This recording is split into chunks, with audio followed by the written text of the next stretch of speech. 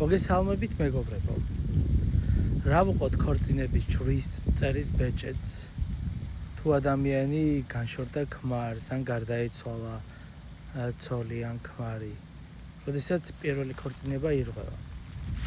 ასეთ შემთხვევაში შეუძლია ადამიანს გადაადნოს ან გადააკეთოს, ან უბრალოდ დაიტოვოს, კონდეს და მეორე ჯვრის წერის შემთხვევაშიც ბეჭედი გამოიყენოს. არანაირი პრობლემა არ არის, ეკლესია ამას არ კრძალავს.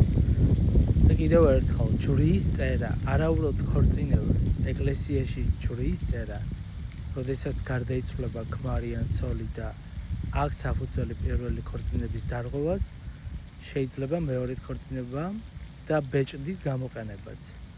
ანუ ბეჭედი თუ ახალი გინდეთ, რა თქმა უნდა, ხა მეხსიერება მაინც ძველისკენ რო არ იდიოდეს, შეუძლია ადამიანს გადაადნოს, რაღაც ცეფი გააკეთოს ან სხვა საჩუქოს, ის პირველი ბეჭედი, კიდევ ერთხელ, ან გაყიდოს საერთოდ, ეგეც შეიძლება, არც ეგაა პრობლემა. და მეორე ჯვრის წერისთვის ახალი ბეჭედი ექნება თავისთავად. ბეჭედი არის სიმბოლო და არანაირი, ესე ვთქვათ, კურთხევა ბეჭდის არ ხდება. ეს არის ნიშანი, რომ ცოლ-ქმარი უხლდება და სულიწმით არიან დაბეჭდილი. გაიხარეთ, მართლა დაგვაცეთ.